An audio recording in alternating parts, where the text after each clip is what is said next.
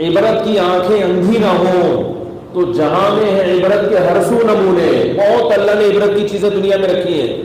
مجھے کسی نے بتایا کہ پچھلے مہینے یا 2-4 مہینے پہلے کسی انڈیا کی بہت مشہور اداکارہ کا انتقال ہو گیا, اور پتہ نہیں اچانک ہو گیا یا کسی نے گولی مار دی, واللہ عالم, مر گئی.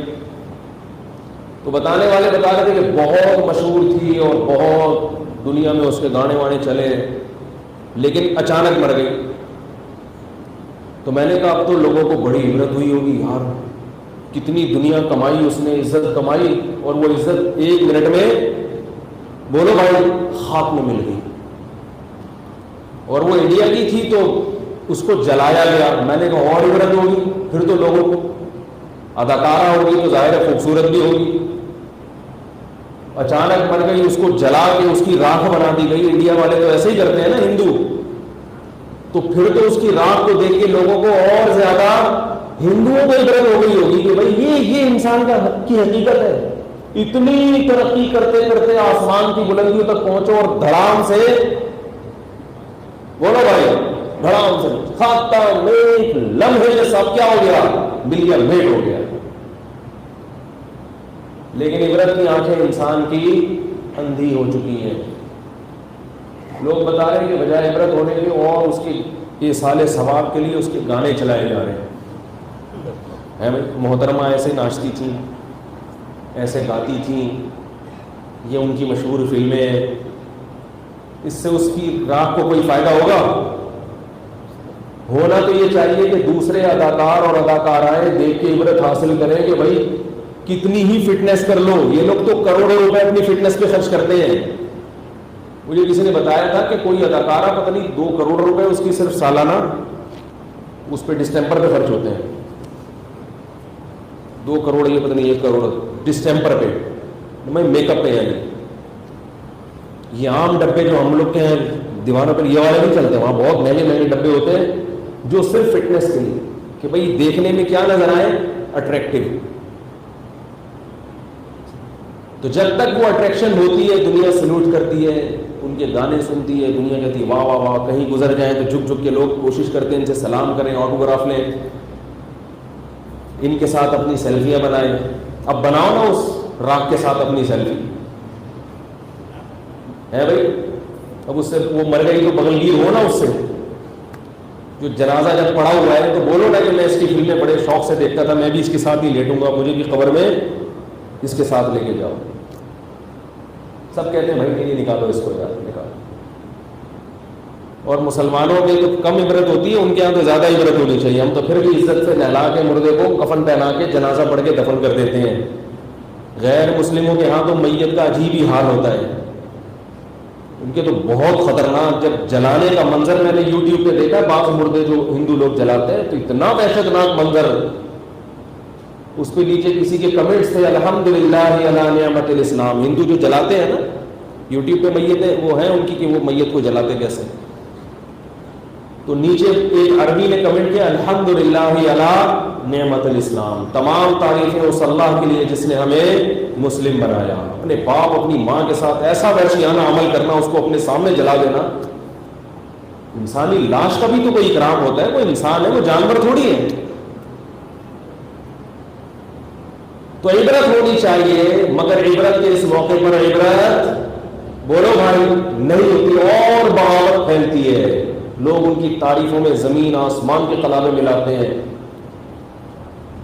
اسی وجہ سے یاد رکھو اسلام میں کسی غیر مسلم کے لیے مرنے کے بعد دعا کرنے کی اجازت بولو بھائی نہیں ہے.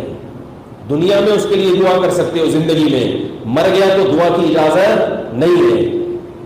اللہ کہے گا کہ اس نے ساری دنیا کو خوش کیا مگر مجھے خوش نہیں کیا, یہ میرے پاس آیا ہے تو اس کو سب سے بڑی سزا یہ کہ اس کے لیے دعا کی اجازت نہیں ہے. یہ باغی ہے تاکہ جب تک غیر مسلم زندہ ہے امکان ہے کہ توبہ کر لے گا, اس لیے آپ اس کو برا بھلا مت کہیں. مر گیا اب نہیں, بغیر توبہ کے چلا گیا تو اللہ نے کسی کو 40 سال مہلت دی, کسی کو 50 سال, کسی کو 60 سال.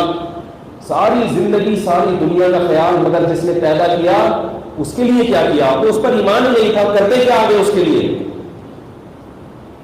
عبرت کی بات ہے، اللہ عبرت کا نشان بنا دیتے ہیں، مگر افسوس کہ ہمارا جو میڈیا ہے نا، میڈیا وہ تو ظاہر ہے عبرت کی بات. میں بہت حیران ہوتا ہوں کہ پہلے ہمیں یاد ہے بچپن میں کسی میت کو جنازے کی چارپائی میں جب قبرستان لے کے جاتے تھے نا، دل میں ایک عجیب سی وحشت ہوتی تھی.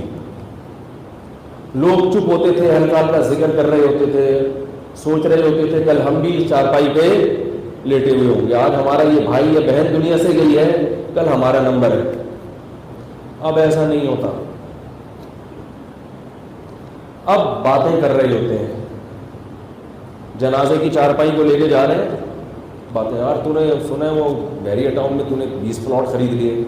یار میرا تو یہ خیال ہے کہ یہ مجھے تو 2 نمبر لگ رہا ہے، یہ ایسا کر گلشن مہمان میں لے لے. ابے سنا آج کل سرجانی کے ریٹ بڑے ٹائٹ چل رہے ہیں. ابے سنا ہے یہ گوادر ابھی بننے والا ہے نا، یہاں پلاٹ لے کے ڈال دیں. یہ باتیں ہو رہی ہوتی ہیں.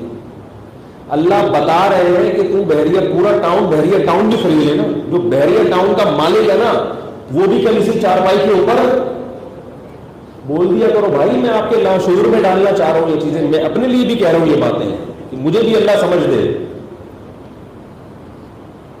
کل بحریہ ٹاؤن کا مالک بھی اسی چارپائی پہ لیٹا ہوا ہوگا. جب وہ لیٹے گا تو اللہ تمہیں کیسے چھوڑ دے گا؟ تمہارے تو 4-5 پلاٹ ہے، اس پہ تم فنڈر بنے پھر رہے ہو. ایسے ایسے حکمران دنیا میں پیدا ہوئے، آدھی آدھی زمینوں پہ حکومت کی ہے انہوں نے. تھوڑے دنوں کے بعد وہ بھی کہاں کے لیٹ گئے؟ بولو نا یار، چارپائی بھی لیٹ گئے. یہ جو بے حیائی کا طوفان ہماری سوسائٹی میں پھیل گیا ہے، ٹک ٹاک پہ لڑکیاں بے غیرت بن چکی ہیں، کوئی باپ پوچھنے والا نہیں، کوئی بھائی پوچھنے والا نہیں. پہلے شادی بیاہ میں ناچ گانے ہوتے تھے، بھنگی چمار قسم کے لوگ، ان کی عورتیں ناچتی تھیں. لوگ برا سمجھتے تھے کہ یہ بھنگیوں کا خاندان ہے، ان کی عورتیں مردوں کے سامنے ناچتی ہیں، میراثی ہیں، ڈھولکی ہیں، خاندانی لوگ نہیں ہیں. لیکن اب یوٹیوب کی دنیا جب سے عام ہوئی ہے، سارے ڈھولکی ایکسپوز ہو رہے ہیں، بتا رہے ہیں کہ ہمارا خاندان یہ ہے، ہماری خاندانی روایات یہ ہیں. جو کام اداکاراؤں کا ہوا کرتا تھا وہ گھر گھر میں، کزنیں ناچ رہی ہیں اپنے کزن کے سامنے، بہنیں ناچ رہی ہیں بھائیوں کے سامنے. ایک چیز پھیلتی جا رہی ہے، روک ٹوک نہیں ہے، روک تھام نہیں ہے. جس نے پیدا کیا اس کو ایسا ڈکشنری سے نکالا ہے، ایسا اس کو پسے پش ڈالا ہے. اس کا چینل نہ چل رہا ہو نا، اپنے گھر کی عورتوں کو بے پردہ کر کے ان کو لے آئے گا. ایک بہت بڑی بھول انسان سے ہوتی ہے، طریقہ غلط ہے. اپنی بیویوں کو یوٹیوب پہ لے کر آنا، اپنی جوان بیٹیوں کو یوٹیوب پہ لے کر آنا، یہ پیسہ کمانے کا صحیح طریقہ نہیں ہے بھائی. اس کو غیر اخلاقی حرکت ہے.